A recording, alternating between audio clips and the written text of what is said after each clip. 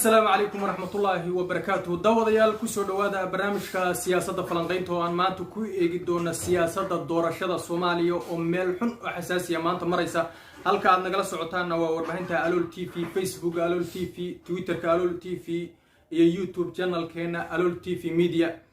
برنامجك ما أنت وحين كسر قادن دونا دورشة الصومالية ومل أدق حالة دو مريسو بيش عالمك أو عاو والصحافة أي صو صارين ku sheegay in doorashada Soomaaliya xilligeeda ay ku dhacayso dawladana ay ku raacsan yihiin heshiiskii hore ee maamul goboleedada iyo dawladda dhexe ay ku gaareen oo ku kala saxiixdeen magaalada Muqdisho ee caasimadda waddanka Soomaaliya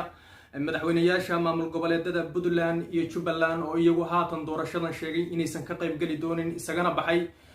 isimada Puntland oo ugu horeeyo boqorka beelaha daarood boqor Burhaan boqor Muuse oo isagu magaalada Muqdisho kaga dhawaaqay in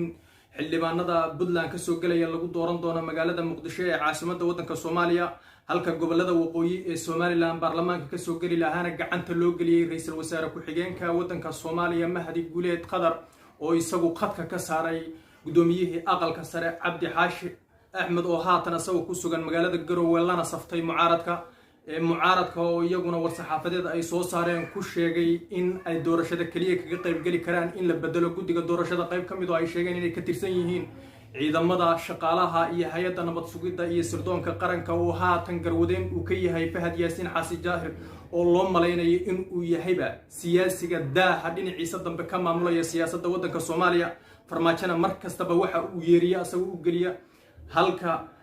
halka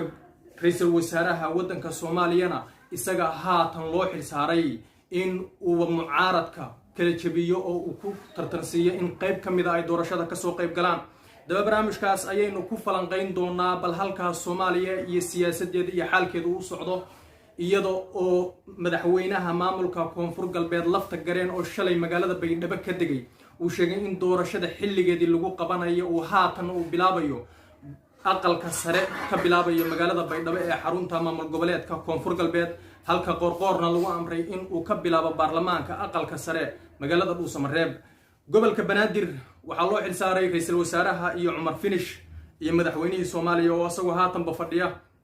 filla Soomaaliya in lagu qabto gobolka Banaadir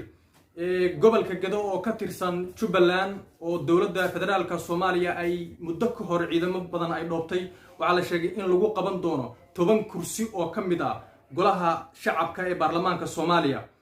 doorashada Soomaaliya ayaa haatan u muuqata mid xaalkeedu meel adag u marayo halka isbahaysiga mucaaradka ee ka horjeeda farmaajo iyo tiimkiisana ay ku dhawaaqeen in aysan doorashadaas marnaba aqoonsan doonin halka warar kale oo hoose oo soo baxay ay sheegayaan in Shariif Sheekh Axmed madaxweynihii hore ee Soomaaliya loo xilsaaray in uu ciidamo iyo maleeshiyaad ku ururiyo meel kamid ah Muqdisho kuwaas oo uga hortagayo doorashada la malaynayo in ay ka dhacdo 8 bishan soo socota magaalada Muqdisho ee caasimadda waddanka Soomaaliya taas oo lagu dooran doono madaxweynaha Soomaaliya iyadoo oo dadka wax falanqeeya ay u malaynayaan ama ay sheegeen inta badan in madaxweyne Maxamed Cabdullaahi Farmaajo mar labaad kursiga ku soo noqon doono halka Axmed Madoobe iyo Danina aan haatan wax waraba laga haynin oo guddiga doorashooyinkana aysan soo magacaabin kana aysan qayb galeen ay sheegeen inaysan doorashada ka qayb galeen halka isimada Puntland ay sheegeen in haddii doorashada Soomaaliya la qabanayo aan haatan looba baahnayn Axmed Madoobe iyo Saciid Cabdullaahi Dani golaha baarlamaanka ee ka soo gali jiray Puntland iyo Jubbalandna lagu dooran doono magaalada Muqdisho ee caasimadda waddanka Soomaaliya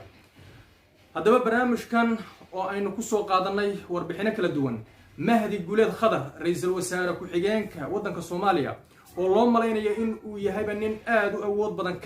badan ra'iisul wasaaraha haddeer ee xukunka jooga ayaa asagu haatan gacanta waxa uu ku hayaa baarlamaanka ka soo gala Somaliland kuwaas oo lagu doorto magaalada Muqdisho ee caasimadda waddanka Soomaaliya baarlamaankaas ayaa Mahdi Guuleed gacanta loo galiyay halka gudoomiyaha aqalka sare Cabdi Xaashi Cabdi oo ay ku doodayaan mucaaradku in loo daayo nidaamkeeda iyo hawlgelinta baarlamaanka gobolada waqooyi haatan Mahdi Guuleed oo khadka ka saaray Cabdi Xaashi oo Garowe fadhiya ayaa sheegay in aan marnaba lagu heshiin doonin doorashada ka dhacaysa magaalada Muqdisho ee baarlamaanka la soo xulayo daba barnaamijkeenan oo aan dhinacyo badan ku eegaynay isinka ugu sareeya beelaha daarood boqor Burhaan boqor Muuse oo Muqdisho kaga dhawaaqay in baarlamaanka puntland iyo jubbaland kasoo gelaya lagu dooran doono magaalada muqdisho ee caasimadda waddanka soomaaliya. beesha caalamka oo iyadu xalay soo saadhay war-saxaafadeed waxa ay sheegeen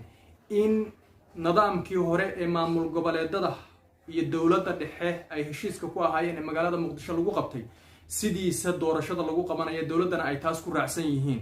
ayna rajeynayaan in doorashadu xilligeeda ay ku dhacdo. arrinkaas iyo war-saxaafadeedka ay soo saadhay beesha caalamka ayaa loo arkaa inay dhabarjab ku tahay puntland, jubbaland iyo mucaaradka ku sugan haatan magaalada muqdisho oo iyagu aan marnaba ku qanacsanayn qaabka doorashadu u socoto. fahad yaasiin xaaji daahir waxaa la sheegay inuu ciidamo fara badan u diray beledweyne iyo goobo ka mid a magaalada muqdisho ee caasimadda soomaaliya oo la sheegay in kooxaha ka tirsan maleeshiyaad aan la garanayn oo mucaaradka dhinacooda ka socda ay isku urursanayaan. haddaba doorashada soomaaliya ayaynu u warsugaynaa maalmaha soo socda iyo halka ay ku dambayso, halka ra-iisul wasaaraha qarankuna uu sheegay in doorashada xilligeeda lagu qaban doono iyadoo aan wax hadalah iyo wax muuqaalah iyo wax ku saabsan doorashada midnaba aan laga haynin madaxweyne maxamed cabdulaahi farmaajo oo iska aamusay oo aan isagu haatanba doorashada ka hadlaynba, halka mahdi guuleed khadarna gacanta ay ugu jiraan baarlamaanka kasoo gelayay gobolada waqooyi. puntland iyo jubbaland lama hayo meel ay mareen. koonfur galbeed,